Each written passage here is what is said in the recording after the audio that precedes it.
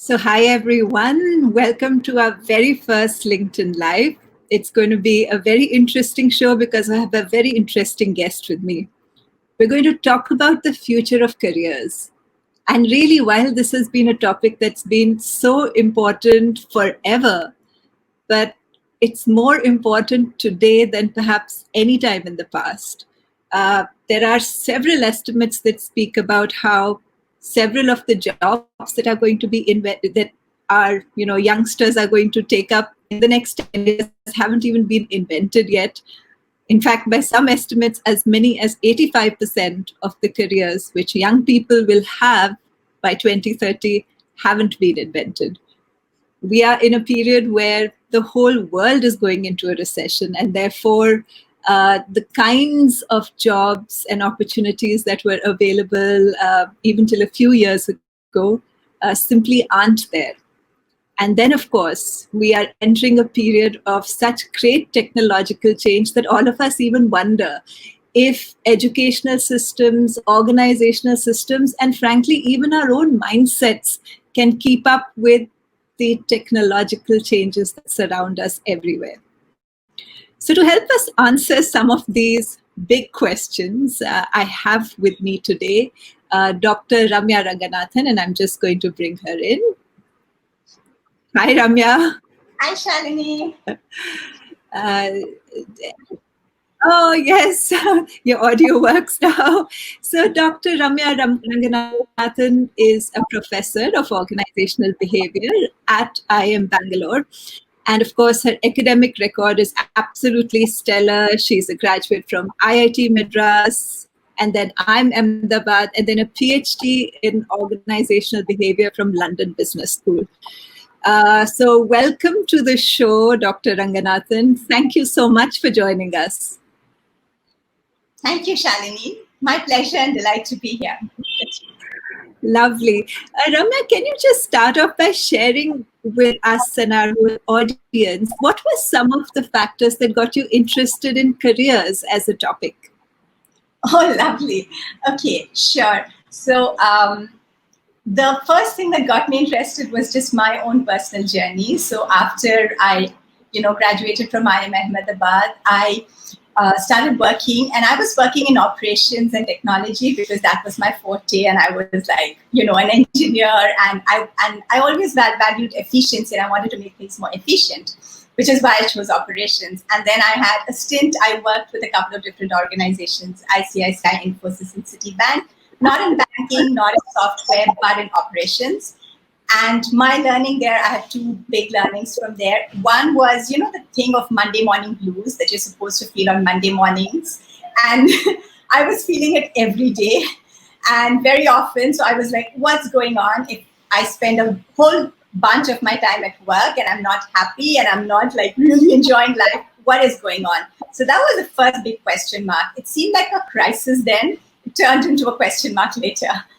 And the second thing was actually when I'm at work, because I valued efficiency and effectiveness, I started seeing that we weren't actually working very efficiently, right? So it's about like 5% of the projects I worked on, for example, in Citibank actually got implemented. So I started getting questions about, I opened up to the whole people world and people dynamics and what are people doing at work. So that was what got me interested. Really, it was about first shaping my own career, and then as I started doing my PhD and understanding the relationship between human beings and work, and realizing that work is just another facet of our existence. We can't separate it out, and that's where it started.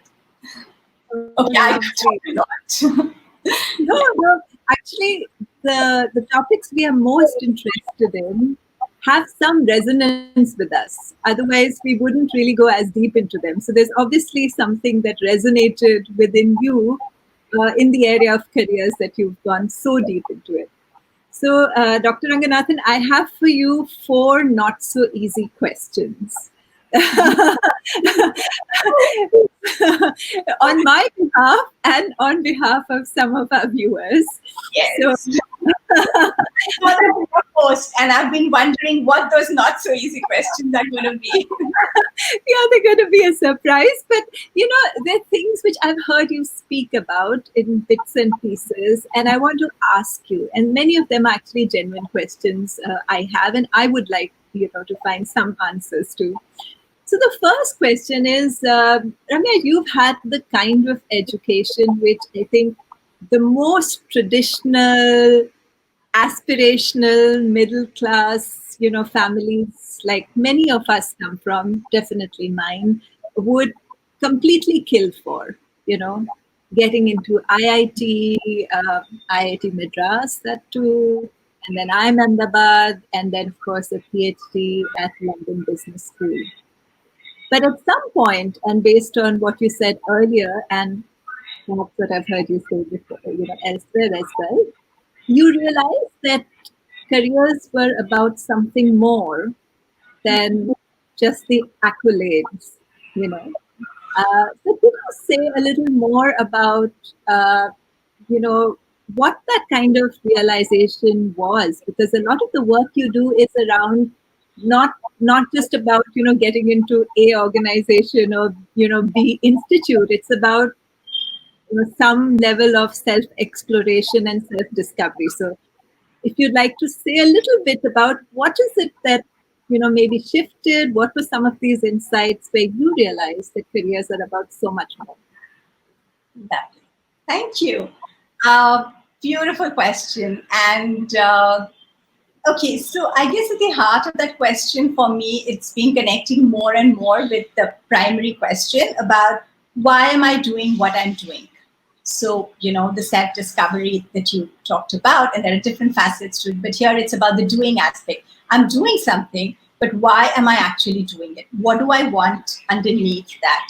So, for example, since you mentioned, the degrees, okay, so why did I even get into IIT? Okay, very short incident. I was in second grade, 7-year-old, living in Jamshedpur in these flats, and one morning, where all the balconies overlook one another. And one morning, there's this auntie who's shouting, "Congratulations, because," and all the aunties and uncles come into their balcony and they're all like, "Congrats, congrats." I was like, what's going on? Okay. Turns out she had got into IIT.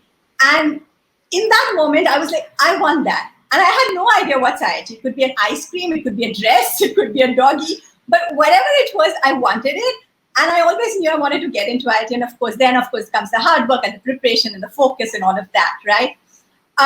Much later, I realized what I really wanted was that, about all the adults, because they were important and significant in my life. I wanted them to feel proud about me, feel like I've arrived, and my parents to feel proud about me. And so that is the underneath, the thing that I was actually chasing, in quotes. And so it is with a lot of the things that we do, like even if it's about creating impact or about, discovering a new thing or doing a certain kind of work, we're doing it because we want to do something. And then when I started asking those questions, why do I want that? So even with this question of why do I want the adults or people around me to think I'm this amazing genius? Why do I want that actually, right? So it goes into deeper questions and deeper questions. And then that's the self-discovery aspect. So that's been my line of inquiry into careers, which is basically the word that we use for the linear or non-linear trajectory of the things that we are doing in terms of, and it can be in exchange for money or not, and you know that, right? So we have a portfolio there, but basically, why are we doing what we're doing, and therefore. That really resonates, Ramya. To be honest, I entered IMA only because it was considered a smart thing to do. I had no idea about business school. I think I was completely unprepared, for everything that followed. But because when I was in college, everyone was, oh, that's the best thing if you got into, one of the IIMs. It was sort of your life was made. And if you're a good student and know how to do exams well, so, you crack that part of it. And then actually the first term, the winter break, when I came home, I told my parents I don't want to go back. I wasn't enjoying it. But my parents were like parents, everywhere. They were absolutely, education oriented, aspirational. And they were like, listen, there's no choice. You have to go back. Nobody, just comes home and says, I don't like IM and therefore I'm not going back. So they sent me back, and that was a very, very wise choice. But I completely, completely resonate with what you're saying. Ramya, my next question is, in times like today, where, I mean, I'm sure you know even more than me about how the changing world is impacting skills and the kinds of jobs and careers that are going to be available. How do you think this fast changing world on the outside impacts the way we think about careers? Has something fundamentally shifted? Yes, I think it has. And again, I'll just give a simple example, the easiest example that I know the most about, which is me in the last 3 months. And so all my classes were outside, as in face-to-face classes. That's why I got into teaching. That's why I conduct workshops. I love the magic that occurs in classes. My favorite places in the world are beaches, mountains, and classrooms, in that order. So I love the magic. I'm an extrovert. And that's why I was doing what I did. And then COVID came and classes turned into online, right? And it's a whole different thing. And now addressing your question, my skill sets, my interests, the thing that sort of turned me on in the work that I did was sort of now, so after I'm sitting alone at home and it's a different thing. So it was time to reinvent, to ask myself a whole lot of questions, and that occurs in different ways. So I did go into my own version of mourning and my own version of feeling like a victim, like the whole world, like not individually, but collectively like a victim, and saying, oh, this is so bad, and what do we do? And the forecast is really, really gloomy. And it lasted for, I think, a month maybe. And then I was like, cut it. That's it, Ramya, because that could go on and on and on. Now, what can we do here, right? So literally changing the question I asked myself, what are the opportunities I see here? How can I reinvent myself? There were certain skills and interests that I had found a wonderful place for me to take out as the work that I was doing. That's not happening anymore, at least for the next maybe 1 or 2 years. I don't know how far. What else do I have inside of me? What else turns me on? What else am I interested in? And how can I get that out into the work that I do? And I started doing online book clubs and different things and online courses. And I've been joking to my husband now, and I'm using social media much more. That, now this is a P2S model, professor to student. And I started seeing opportunities and upsides that weren't anywhere in my reality earlier. And also choosing things that I wouldn't have chosen. So I was not so much a tech person. My son is. So actually, we had a tech hiccup just before this call, okay? And he came and like super speed, he helped me set this whole thing up, because we were trying with a new mic yesterday and he had changed the settings in my computer and it happened. So I have actually had to befriend technology in a big way. And of course, for me, it's really helpful that my son is around and he's such a big fan of technology. But so I wouldn't have done that if it wasn't for these times. So I guess the answer is, it is tough. A lot of us might be feeling that the things we qualified ourselves in, or the things we found as great opportunities, are no longer relevant. But there's always way, way, way more inside of us. And I think it is crises and times like this that make us look in and say, okay, what else is there that I can bring out? What else is there that I can hone as a skill and a strength and practice? And of course, we get better with that and then use that. So that is my answer. I understand that. Ramya, a related question then. One of the reasons why parents, for instance, want their kids to attend ABC college, get, a certain kind of education, is because they believe and they have a sort of faith that if they have those kind of qualifications and, that kind of an educational resume, uh, they will have a career which is set, like it's a path that they just have to get on, and then sort of the path will carry them through. Do you think this will play out in the future? No. So that was I know, I mean, I usually don't give yes, no answers, because the world isn't that simple. But with this question, I will say no, because as far as I'm concerned, actually, I think it wasn't even playing out in the past. It might have played out to some extent in my father's generation. Even in my generation, it really wasn't playing out. This whole idea, and this is not just in careers, even in marriage, anything. It's like settle ho jao, beta settle ho jao. You will get set, right? And then the path will carry you. The institution will carry you. And I totally get that. My father got settled in Tata Steel, and they carried him till he retired, right? Settled in a marriage, settled in things. But that is changing, and this is, of course, a whole big topic. We sometimes have, like with the MBA PGP students, we have like a whole class. We talk about these things, but basically, in a nutshell, it's like when things are changing, uncertain times, fast times, and a lot of this was happening even before COVID because of the technological innovation, literally, right? Internet and so much changing. And now that's accelerated. So that set path is like this total myth. It's like, hey, like, who are we even fooling ourselves?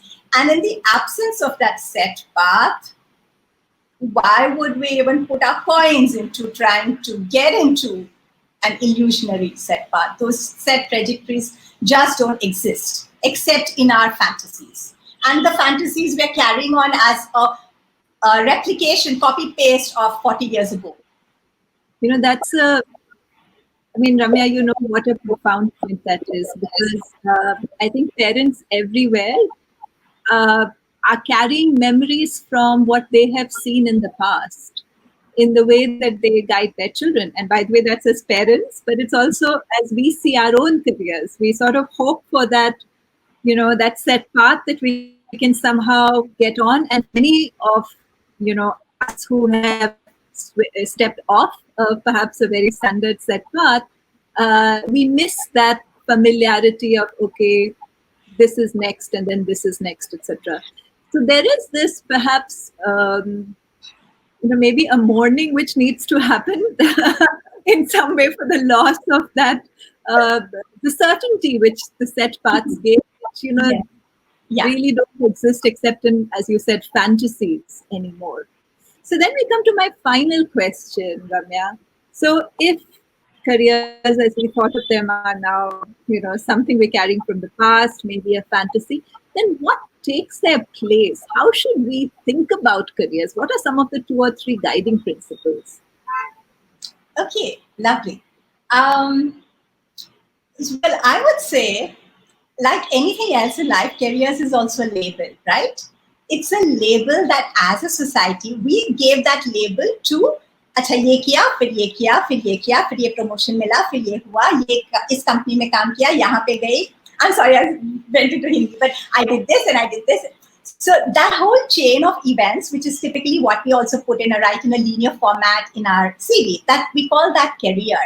Now, what we can look at is what's actually this thing that we call a career, that we even put on our CVs or LinkedIn profiles. What is it a reflection of? It's a reflection of the actions that we're doing, and along that, the learnings that we're learning, the way we're growing, and essentially the people that we're being.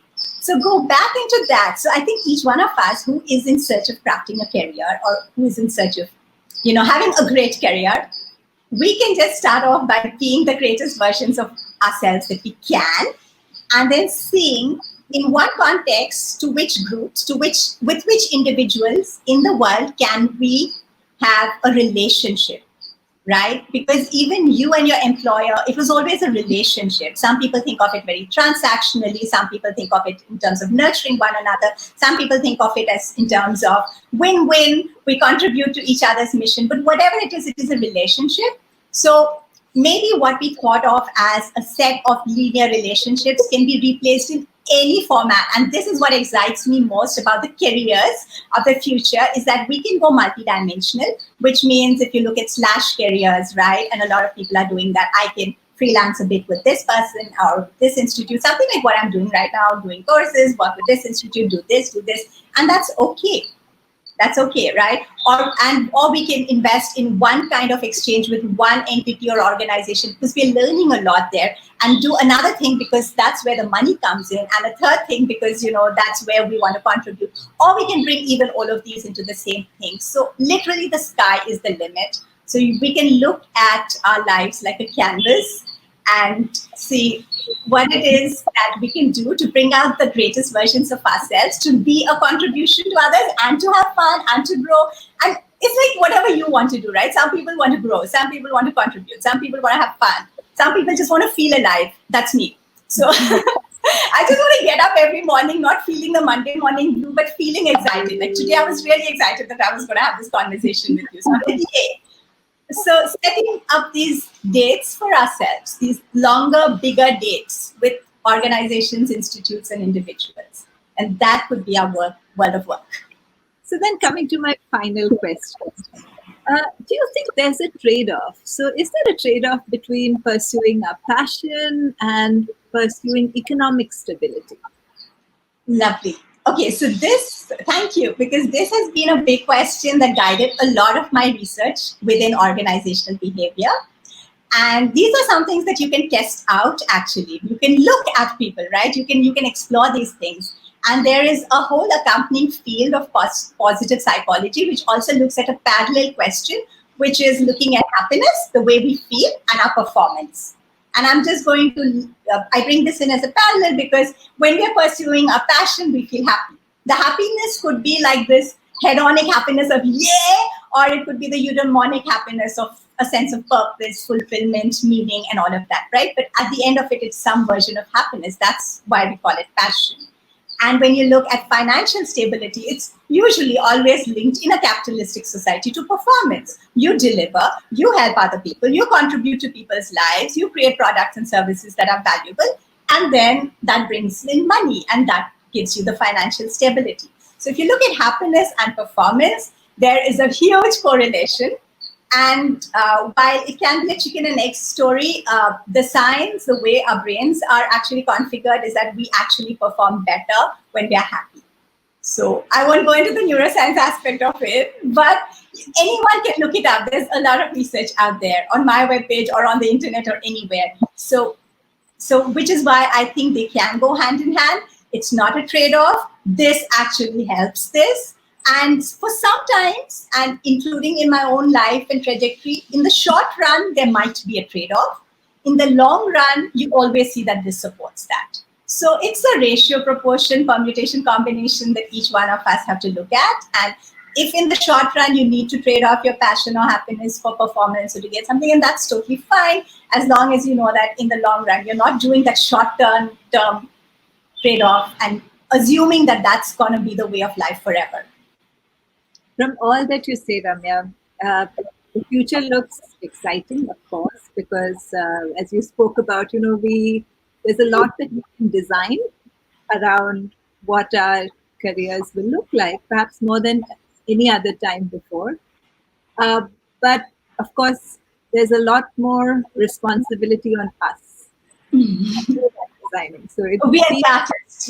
Yes, we are the artists. We have like a blank canvas or of sorts, and we can paint it any colors, but we have to decide what are the colors, what will the drawing look like, and what are the trade-offs that we are willing to make it look a certain way. And also the path dependency, because I love the painting analogy, but you do a painting and it's just now, right? But with your careers, it's more a bit like sculpting or gardening. Like you plant the seeds, and after 10 years, there's a seed that's going to sprout. So there's a path dependency to every choice, every action. So yeah, so it's like yeah. Beautiful. And Ramya, I understand that you're teaching a course. I saw you speak about that. Yes. So could you share a little bit about what is this course and what do people learn in it? Yeah, sure. So this is actually one of my own first offerings in the P2S model, as I call it. And it is a course on designing your careers. And like I told you, there are pros and cons to doing this online. So it is a version of a course that I've been teaching for 10 years that I'm in Bangalore. But to make it work online, offline, there's a lovely book that we will be using to support ourselves. And the book is called Designing Our Lives. And it's by Bill and Dave from Stanford, who've done a lot of work in this area as well. They use design thinking aspects. So the same framework of design thinking is something that we bring to crafting and designing our lives and careers. So this is, the course starts on 10th July. It's going to run for 12 weeks. And in 12 weeks, every participant will work through the 11 chapters in the book, which takes you through a lot of hard work and reflective exercises and prototyping, literally designing. And I'll be doing one call every week with the participants, and we have group activities and an online closed Facebook group for interaction and bonus content. So I'll be there to facilitate your journey in that. So That that's sounds fascinating, Ramya. In fact, I'm a big fan of that book too. So in our book, we had referred to this book as well because I loved, I mean, some of the ideas I loved from the book were that you don't need to know, you can just test it out. So you don't have to necessarily just know what is it that's going to excite you. You can have hypotheses, so to say, and then you can test them out and use your experiences to be mindful about what energizes you and really build a career around that. So let me just ask, would one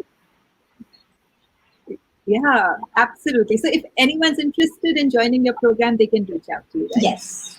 And post it something below this. Yeah. I'm just looking at the comments to see whether there are any questions. We have a lot of comments and a lot of familiar names and faces. Lovely. Um, but I don't think there are any questions. If anyone has any questions for Ramya, Vishal Shah saying which book again? It's called Designing Your Life, right? Bill Burnett and Dave Evans. Yeah. In fact, the story of the book is also so interesting, right? It's the most popular course at Stanford. And as you said, they're design thinking professors. They're not even OB professors, but that's why they're taking such a experimental, position on how to. And it's a very practical approach. So I have another course on edX on a similar theme. It's called Crafting Realities, Work, Happiness, and Meaning. But me being an academic, that course is all about theory. Like I really teach you how the brain functions and why and all of that. This course is practical. They don't, they don't get into the theory, no philosophy. They're just like, let's do this, let's do this, let's do this, let's do this. And at the end of it, you're like, wow, I'm doing something with my life. I'm doing something with my career, and this is so much fun. So Right. So we have a question on the link for registering for your course, and maybe you can put it up on your LinkedIn page so that if anyone is curious, they can find out. So I think that's it from my end, Ramya. It was so wonderful, being in discussions around career because, we all speak of future of work, and actually as Uncube, that's the area that we work in. Most of our work is with organizational leaders and what does this mean for the way organizations need to be designed, leadership, culture. There's such big shifts in the external environment which will require shifts in organizations so that they are have the capacity to respond. But nothing is as personal as careers. So, while of course in our role as, if you're a leader, you're extremely interested in how you should be leading differently or designing your organization differently, etc., etc. But nothing is really as personal as, how do you think about your own career? And like you said, I think things have shifted dramatically. And many of us actually, hold ideas about careers that are actually outdated because linear careers, they started breaking down, in the last decade itself. They've broken down quite a bit. And there is nothing that suggests that this breakdown will, not become faster over the next few years. In fact, we're seeing that. And we have a double whammy because of the recession, that the standard career paths as people have hoped for really do become fewer and fewer. So that forces all of us to think about, okay, so what are the new ideas for thinking about your career? So I really found that a very, very helpful conversation. So thank you so much. And thank you so much for everyone who joined us. This was actually our first LinkedIn Live as Anu. And as I just said a while ago, at Uncube, me and my co-founder Jaspreet Mindra, who's a thought leader in the digital transformation space, we work with organizations to share our ideas around the kind of leadership, culture, design, technology, business models that will be more helpful for organizations in the future. So we're sort of a think tank plus advisory plus educator, if you like. And if you like some of these ideas, do follow our LinkedIn page because we do post fresh content pretty much every day. And we would love to interact with you there. With that, thank you so much. Thank you, Ramya. Thank you, everyone who joined us. And I'll post details about the next episode soon after. Thank you. Bye.